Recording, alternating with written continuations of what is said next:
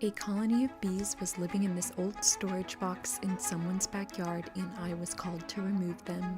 The only thing I knew about these bees beforehand was that they had been living in this box for many years, and that the bees had recently started to sting anyone who got close to their hive. But the entire time that I was setting up my equipment, these bees were not trying to sting me at all, so I gave the bees some smoke so that they would move away from the entrance of their hive. And when they did, I saw a ton of bright and beautiful comb. So I slowly lifted the lid of the box, or at least that's what I tried to do. This hive was so big and the lid was so heavy that I really couldn't lift it much at all. But I needed to get the lid of the box open wide enough to access the entire hive. But I couldn't lift it anywhere close to that. Luckily, these bees were being very docile and they were not trying to sting me as I figured out what to do next. My original plan was to just slowly lift the lid and flip it over while keeping the comb intact and being able to rest the lid on the fence behind me. But it was pretty clear at this point that none of that was going to happen. So I needed to just do the best I could and make a new plan as I went along. So I grabbed my smoker to clear the bees off the other side of the box. I was honestly shocked that I had not yet needed to grab my bee veil at this point, because I was just lifting this hive up and down over and over again. And I could see a lot more comb inside the bin now, and I could tell that I was about to uncover a huge hive, so I was getting pretty excited. So I gave the lid one good lift with all my might, and I was finally able to get the lid open wide enough for me to easily access the entire hive. But I wasn't going to be able to rest the lid on the fence, so I needed to find something as quickly as possible so that I didn't have to drop the lid back down again. I found this plastic box, which was pretty sturdy and worked just fine for the moment. There were bees flying everywhere, so I grabbed my smoker to encourage them to go in another direction. They still weren't being very defensive, which meant that I could continue to choose to work alongside them without wearing any protective equipment. But I needed a more permanent solution to hold the lid up, so I found a 4x4 and swapped it out for the plastic box since it was taller and much more trustworthy. It also let me have easier access to the hive, which was going to be very helpful since this hive was even larger than I expected. These bees even got creative and built their hive into a couple of tires, so I knew that I had a lot of work ahead of me. So I gave the bees some smoke and I started removing the hive. But I had already been out there working in the heat for a while, so I decided to try a bit of the honey for myself, and the honey that these bees had made was warm and delicious. I honestly could have eaten the entire comb, but I had a lot of work ahead of me. This was a really big hive, and it looked like the bees had filled it with everything they needed to survive. Some of the first pieces of comb I could see were full of bright and beautiful colors of pollen. So I gave the bees a bunch more smoke to clear them from the first piece of comb. It's always easier removing the comb if the bees aren't on it and I don't have to worry about squishing any with my hands. So after the bees cleared off the comb, I started cutting out the first piece.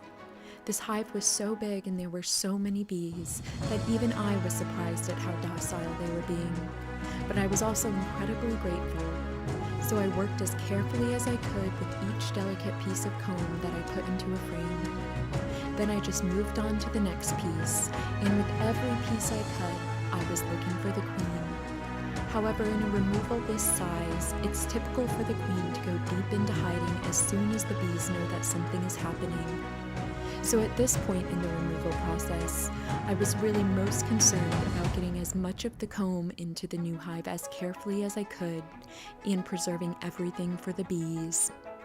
This piece of comb was even larger than the last, and in addition to being full of food, this one also had a ton of baby bees on it.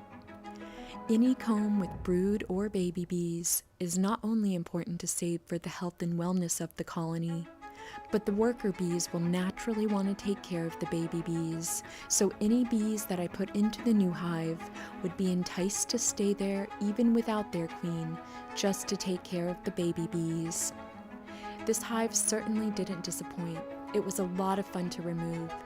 This comb was full of food, brood, eggs, and larvae, So I worked carefully to secure everything into frames of the new hive using rubber bands, which the bees would later chew through and remove from the hive themselves.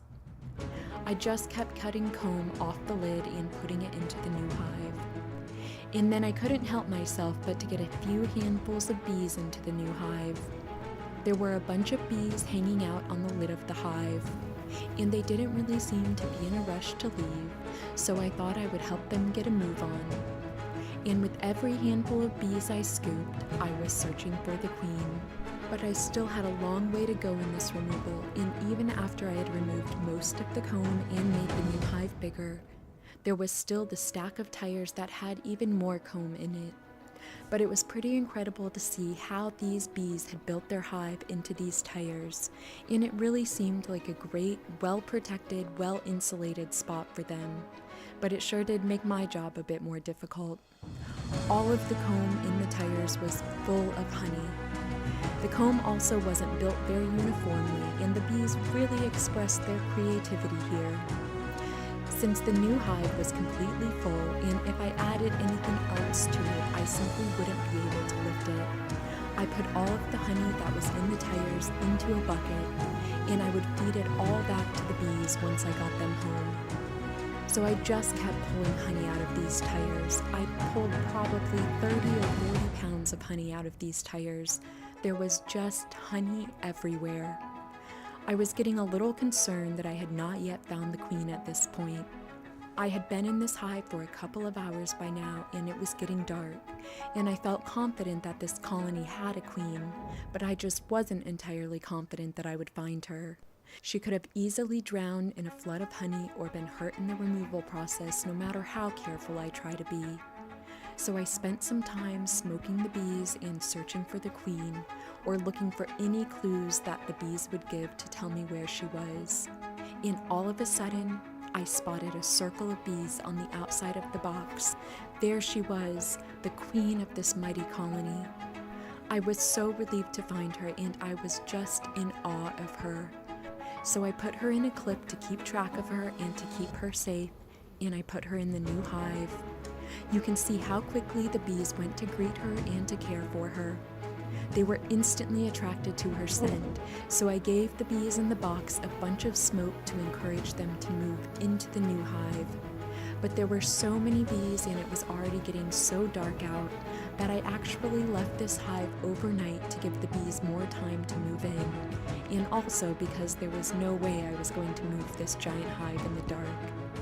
So when I went back the next day, most of the bees had moved into the new hive, and all I had left to do was to give the bees some smoke to really clear out the box and to get the new hive into my truck.